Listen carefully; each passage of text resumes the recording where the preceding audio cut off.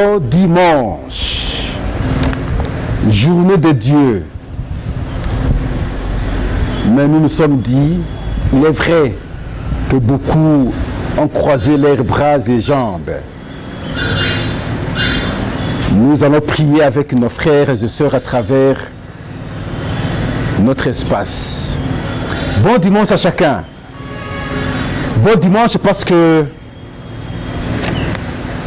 Dieu nous a protégés durant toute la semaine qui vient de s'achever. Et voilà, le trait commence. Le trait commence avec beaucoup d'engagement, beaucoup de détermination. En tout cas, merci beaucoup. Nous vous remercions très sincèrement. Nous vous remercions parce que là, l'espace est en train de s'élargir. Sensibilisons-nous, soyons encore très nombreux, que beaucoup d'entre nous prennent l'abonnement pour que nous puissions interagir intelligemment ici. Pas de simples blagues lorsque nous sommes ici, non. La société, notre société aujourd'hui n'a pas besoin de blagues. La société aujourd'hui n'a pas besoin de distraction. La société aujourd'hui a besoin des intelligences engagées pour l'atteinte d'un objectif, celui de la sortir des conditions où elle vit aujourd'hui. Ces conditions sont provoquées par les ennemis de la République. Et ces ennemis de la République sont à l'interne et à l'externe. À l'interne, c'est tous les détourneurs sont les ennemis. Les détourneurs de fonds publics sont les ennemis internes. Ceux qui sont en intelligence avec l'agresseur, bien qu'il soit congolais, sont des ennemis internes. Ennemis externes, c'est l'agresseur, c'est le Rwanda et les autres. Et c'est ce qui font finalement que le pays soit dans des conditions difficiles. Et pour cela, on n'a pas besoin de la distraction, on a besoin de la réflexion. On a besoin de l'accompagnement engagé. Et pour ça, les membres de Pro-Info sont les mieux placés à travers leur point de vue. Ça nous permet chaque jour d'être plus déterminants afin d'informer, d'informer, et nous refusons ici de divertir. En tout cas, merci beaucoup. Aujourd'hui, nous avons deux points, comme nous vous avons annoncé hier. Le premier, c'est en rapport avec l'arrêt de la haute cour militaire. On appelle, bien entendu, sur les cas de peine de mort. Ceux qui, en fait, sont en intelligence avec les agresseurs contre notre pays. Ceux qui sont collaborateurs de Corneille Nangaa pour tuer nos frères et sœurs à la partie Est. Appétit personnel qui déstabilise en fait le pays. Ils ont été arrêtés, jugés au premier degré, condamnés à la peine de mort au premier degré. Ils sont allés en appel et la haute cour a rendu son appel, a rendu son arrêt plutôt, les condamnant une fois de plus à la peine capitale, à la peine de mort. Peine de mort n'a jamais été abolie en RDC. Il y a eu un moratoire et ce moratoire n'avait pas vocation d'abolir. C'est une période transitoire pendant qu'on était en train d'apprécier ce que c'était important qu'on abolisse la peine de mort. Mais par après, on est revenu à notre position initiale qui consistait à condamner à mort ceux qui trahissaient le pays. Oui, j'ai toujours été content pour ça. D'ailleurs, vous savez bien, parce que le pays comme celui-ci, la République démocratique du Congo, pays agressé, où il y a beaucoup d'ennemis, beaucoup d'infiltrés, n'est pas appliquer la peine de mort, c'est comme qui occasionne finalement, en tout cas, ces infiltrations contre le pays. En tout cas, merci. Une question qui va nécessiter des analyses. Mais déjà, vous avez compris, nous avons osé développer déjà. En tout cas, merci. Deuxième question, c'est en rapport avec cette position étonnante du ministre des Affaires étrangères rwandais à quelques jours de la rencontre entre le président de la République démocratique du Congo, Félix Antoine Tshisekedi, et l'agresseur Paul Kagame. La date avancée, c'est le 15 décembre à Luanda. Mais lui, à partir de la Grande-Bretagne, il dit qu'aucun accord ne sera signé entre la RDC et le Rwanda tant que la RDC n'aura pas échangé, n'aura pas discuté, ne sera pas face à face avec le M23. Ah, ça devient intéressant. Et nous allons analyser également ce point. Merci. Merci beaucoup. En tout cas, n'allez jamais ailleurs, s'il vous plaît. N'allez pas ailleurs. Restons souvent ici. Parlons pays ici. Notre pays est convoité. Votre apport est très important. Pas de distraction. Regardez parfois, là où on expose la nudité des gens, c'est là que vous trouverez beaucoup d'abonnés. Ce n'est pas bon, ce n'est pas important. Quelle éducation nous allons en tout cas administrer à nos enfants? Vous prenez une émission de Pro Info, vous regardez avec les enfants, mais les enfants vont apprendre beaucoup de choses. Ils vont apprendre beaucoup de choses. Mais si vous prenez la nudité là avec les enfants, mais vous détruisez les enfants. S'il vous plaît, soyons ici, n'allons jamais ailleurs. Premier point. Arrêt de la haute cour militaire confirmant la peine de mort en appel. Une peine de mort qui a été prononcée au premier degré. Contre qui? Contre les collaborateurs de Corneille Nangaa. Arrêtés. D'autres à Dar es Salaam, d'autres sur place ici, en intelligence avec Corneille Nangaa, en collaboration directement avec Corneille Nangaa, contre le pays malheureusement. Et voilà, les services de sécurité, je vais vous dire qu'ils travaillent. Mine de rien, au-delà de ce que donne l'apparence, vous aurez cru comme si les services ne font rien, mais les services travaillent. Ils ont mis la main sur ces gens. Eux-mêmes sont passés aux aveux. Personne n'a nié de ces actes. Tout le monde a accepté les actes posés contre le pays. Et voilà pourquoi aujourd'hui, la condamnation est confirmée en appel. Ils doivent passer à la peine capitale. Ils doivent être exécutés. Le ministre de la Justice, présent lors du verdict, beaucoup d'autres personnalités politiques présentes lors du verdict. Et à ce jour, ce qui reste, c'est l'application de la peine de mort par l'exécution de ces gens arrêtés qui ont reconnu leur forfait, leur mauvais comportement, leur trahison contre le pays.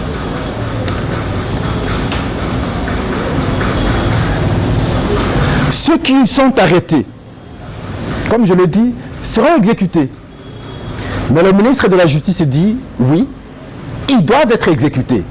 Parce que depuis qu'on a prononcé, on a confirmé davantage, sinon on a levé le moratoire sur la peine de mort, je crois que c'est les premiers condamnés.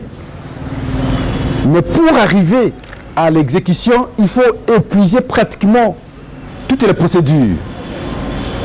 La seule procédure qui reste maintenant, c'est aller en cassation.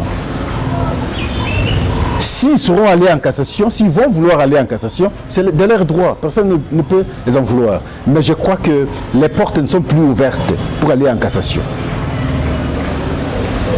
Et donc, sont les premiers condamnés et qui vont passer maintenant à l'exécution. Mais je dis, il ne faudrait pas aussi vous prendre des mesures sans aller jusqu'au bout. La justice s'est prononcée. La politique avait déjà délibéré cette question de la peine de mort. Maintenant, des gens sont tombés et la justice s'est prononcée. Vous ne pouvez plus tergiverser, on ne peut plus hésiter. Il faut passer maintenant à l'exécution. Et les Congolais attendent cela. Que ça se passe ici sur place. Que ça se passe, je ne sais pas dans quel pays, dans quelle province, exécuter ces gens. Ça va servir d'exemple aux autres. Beaucoup d'autres auront peur de collaborer avec l'ennemi. Mais si on me surprenait, moi je collabore aujourd'hui avec l'ennemi. Si demain on me surprenait, quelle sera ma peine? C'est la mort. On a créé cette habitude parce que les gens ont compris qu'on n'exécutait plus les gens. Je peux être en intelligence avec le M23, même si on m'arrêtait, je resterai là un moment et je serai libre. C'est cette mauvaise culture que nous avons développée et les gens ont commencé à trahir le pays. Si on doit passer à l'exécution et que les gens voient effectivement que ceux qui ont été condamnés sont morts, beaucoup d'autres seront découragés, ils auront peur. Et le ministre de la Justice va dire ceci. 1. Effectivement, ils vont passer à la mort. On va les exécuter. 2. Il faut un mandat, on doit lancer maintenant le mandat d'arrêt international contre Corneille Nangaa. Lui aussi est condamné à la peine de mort. Beaucoup d'autres aussi qui sont avec lui, Congolais, qui ont trahi le pays, sont allés prendre les armes contre le pays. Beaucoup de ses collaborateurs également sont condamnés à mort. Et donc, pour le ministre, il faut lancer le mandat d'arrêt international. Qu'on arrête Corneille Nangaa. Partout où on va le retrouver, qu'on le ramène ici au Congo pour qu'il subisse sa peine. Et au premier degré, lorsqu'on avait condamné, Corneille Nangaa avait réagi. Il a parlé d'une simple blague. Il a dit que c'est une simple blague. Oui, une simple blague. Maintenant, on est en appel. L'appel a été déjà rendu.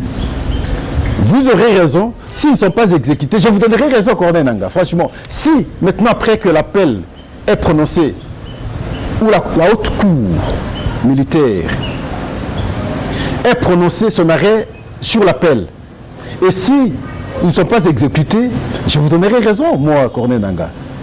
Comme vous aviez dit, c'est une aventure. Si aujourd'hui,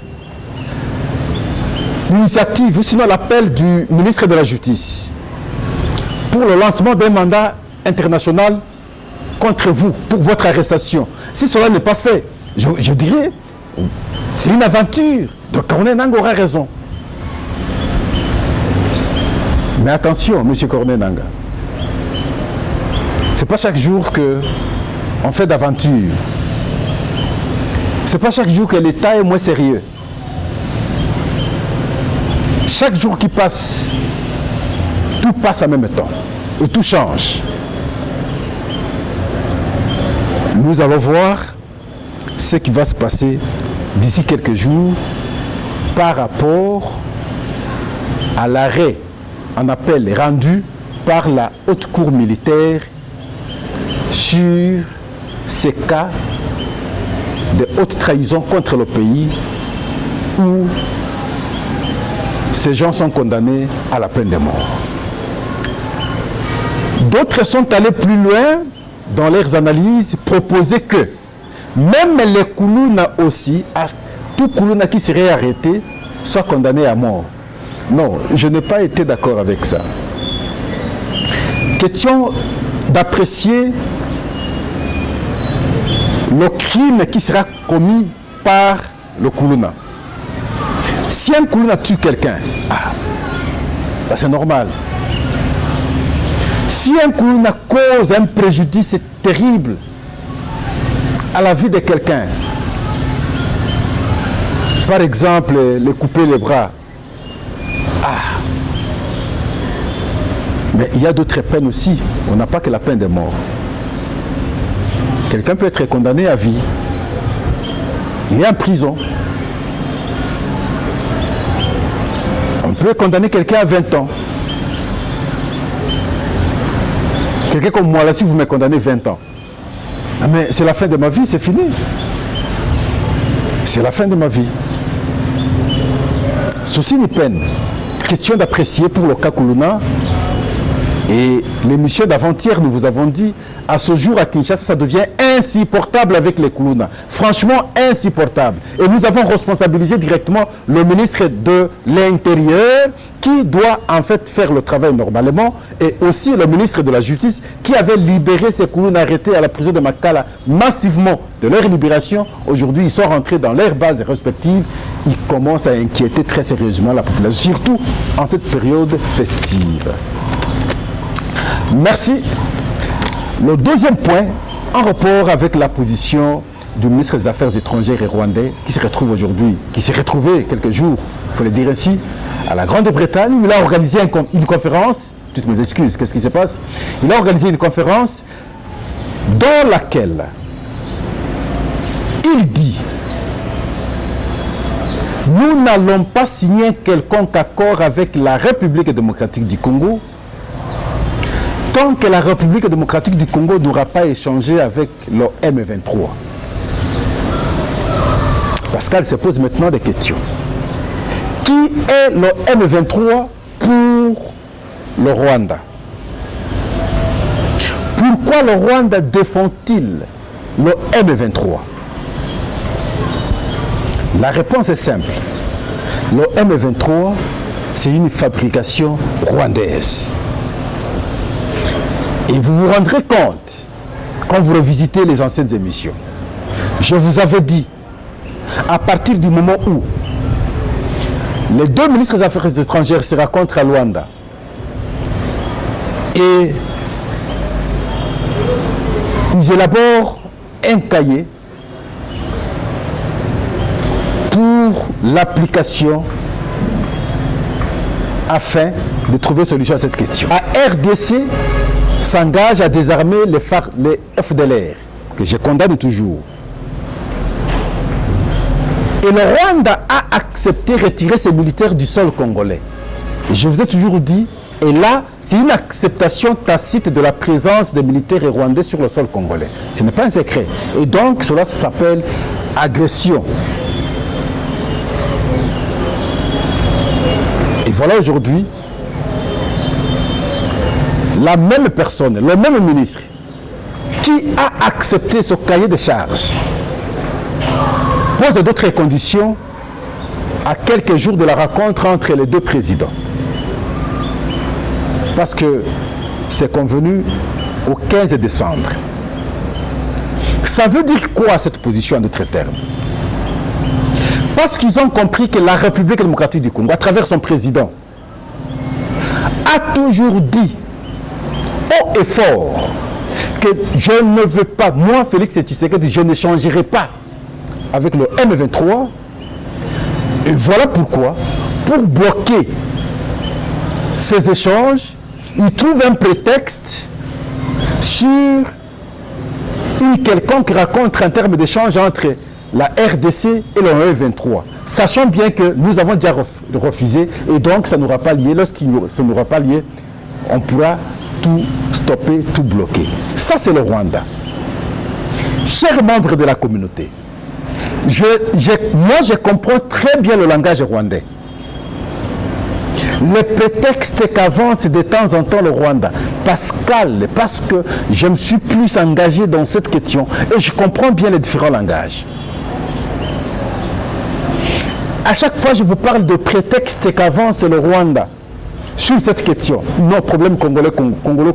Non, ça n'a rien à voir avec moi. Non, c'est les Rwandais. Non, enfin, non, c'est les Congolais qui sont au Rwanda qui veulent rentrer dans leur pays. Non, il a avancé beaucoup de prétextes. Parce que simplement, il ne veut pas lâcher prise.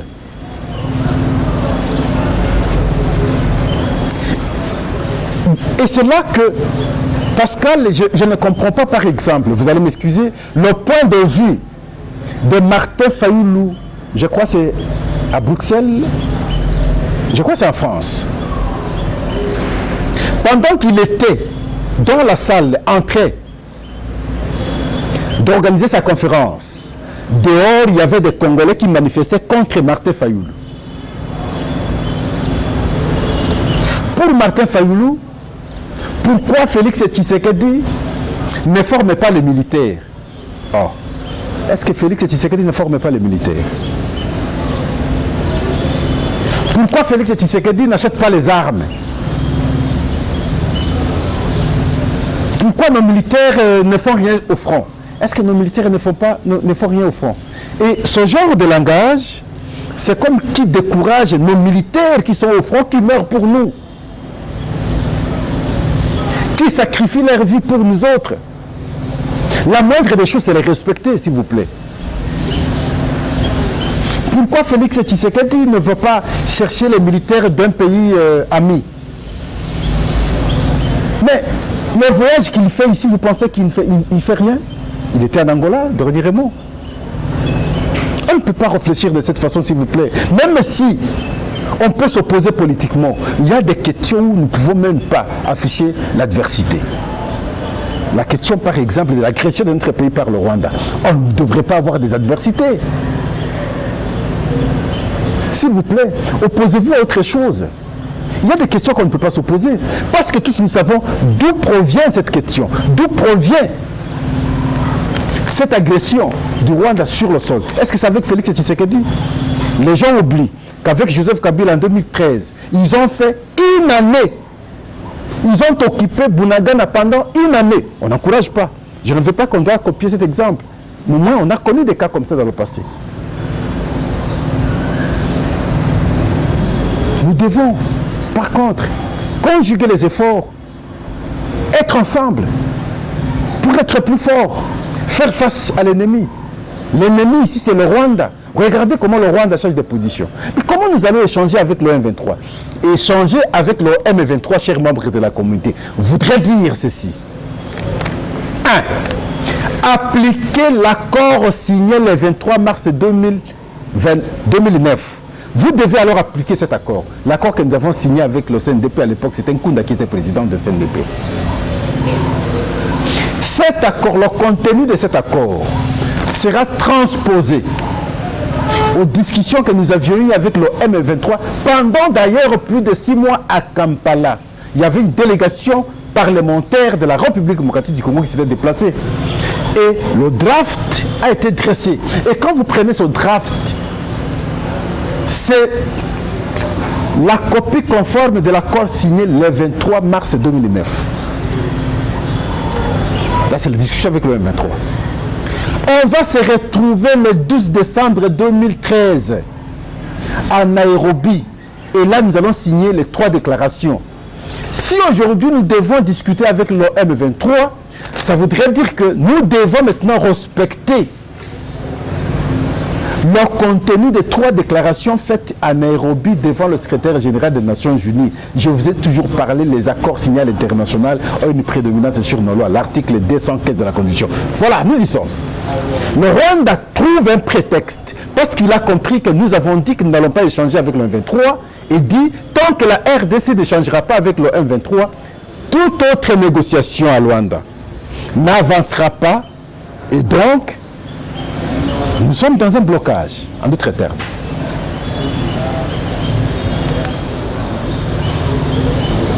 Qu'est-ce que nous devons faire? 1. Le chef devrait échanger avec Paul Kagame toujours. Parce qu'il faut vider tous les prétextes. 2. Les 2 ministres des Affaires étrangères doivent encore se rencontrer pour échanger. Et 3, nous devons nous armer davantage, nous déterminer au front.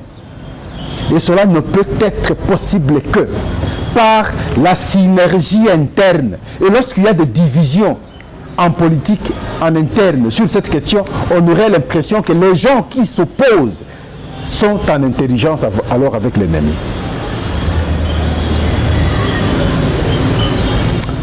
Très merci, c'est un bon dimanche. Merci beaucoup, chers membres de la communauté.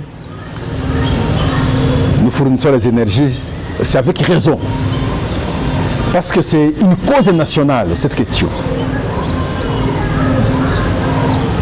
Je vous ai démontré la fois dernière les stratégies avec l'évolution de la question politique aux États-Unis. Mais je pense que nous devons bien réfléchir.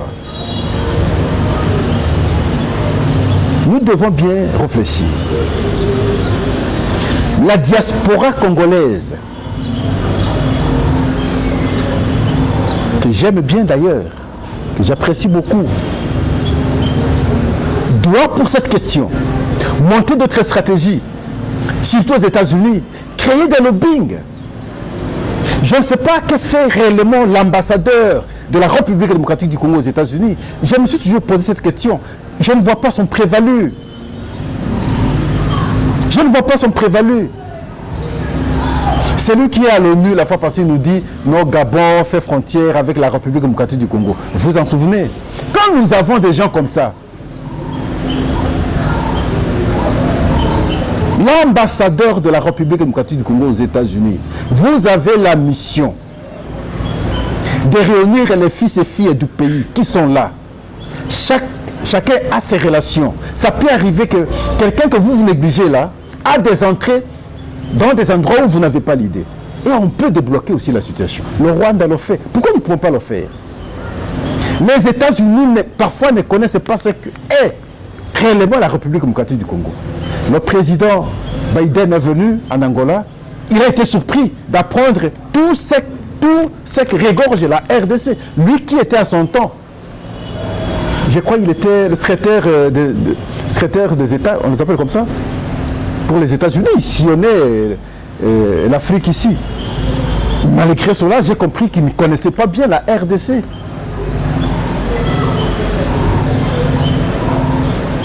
En tout cas, merci.